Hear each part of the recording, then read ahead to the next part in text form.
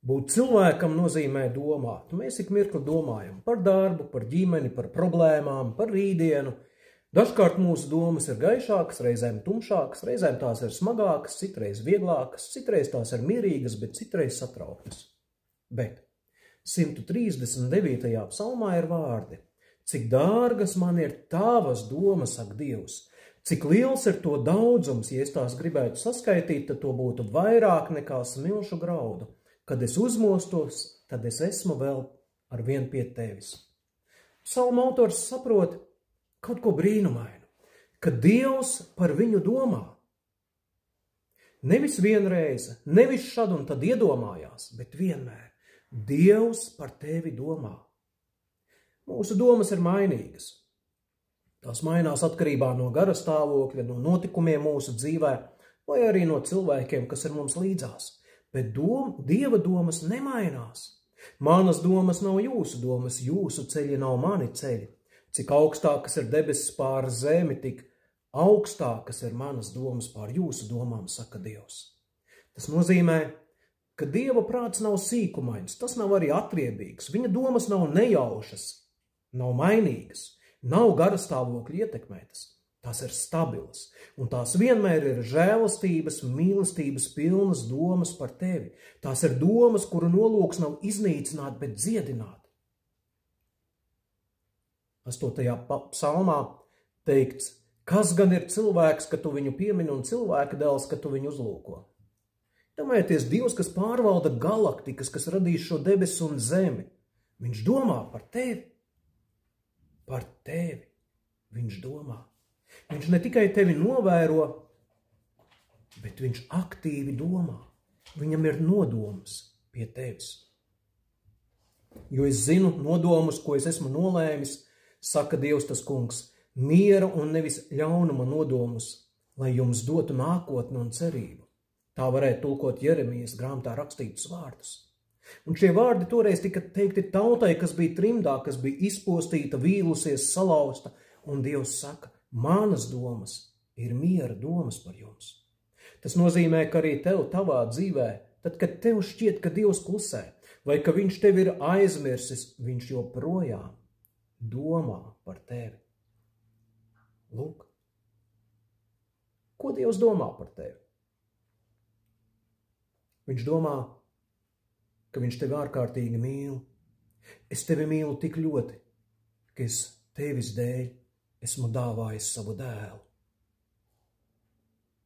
Dieva domas ir miera un glābšanas domas. Psalmā bija vārdi: kad es uzmostos, tad es esmu ar vien pie tevis.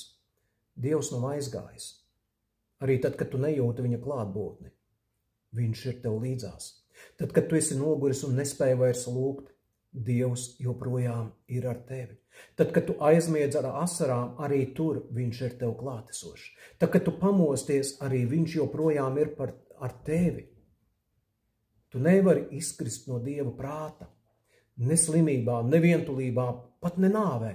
Nec nāve, nec dzīve, nec tagadne, nec nākotne, nec lietas radītas, nec tā tālāk un tā joprojām nespēs mūs šķirt no Dieva mīlestības, kas ir atklājusies Jēzu Kristu, saka Pāvils.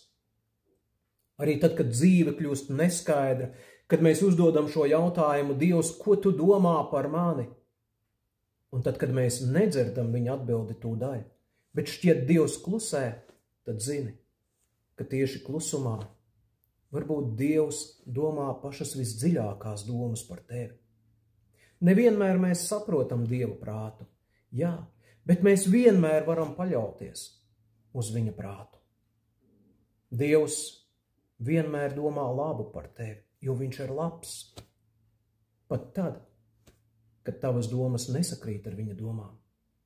Tāpat kā māte domā par savu bērnu, kad viņš ir prom no mājām, tāpat, kad māte domā par savu bērnu, kad bērns neatbild, viņa joprojām domā par savu bērnu.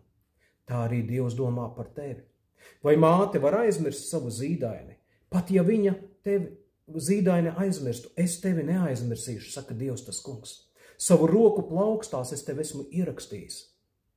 Mēs neesam redzējuši savas ausis, tik vien kā spogulī, bet rokas tās ir ikdienas mūsu acu priekšā. Lūk, caurdurtās rokas neļauj Dievam par tevi aizmirst. Tās ikdienas atgādina par to, cik ļoti viņš tevi mīl. Arī tad, kad tu nezini, ko lūgt, arī tad, kad tu esi iztukšots, kad tu esi noguris vai izdedzis, Dievs turpina par tevi domāt mīlestības un žēlastības domas.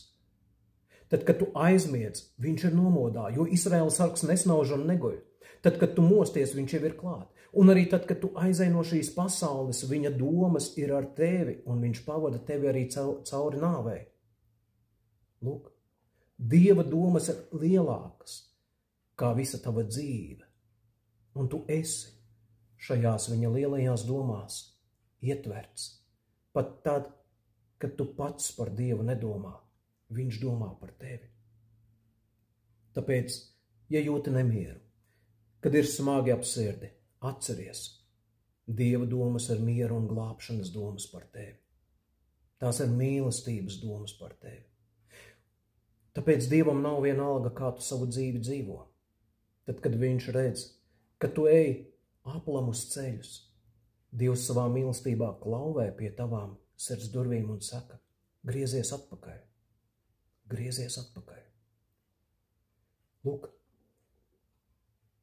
viss, kas mums tiek dāvāts no Dieva, tas viss tiek dāvāts no Dieva mīlestības un žēlastības. Viņa domas ir miera un glābšanas domas vienmēr, un ne ļaunuma domas. Un uz šo tu, mīļais cilvēk, vari droši paļauties. Uzticies, uzticies Dievam, kurš par tevi domā nemitīgi un tikai labu. Lai izdodās. Svētīgu dienu!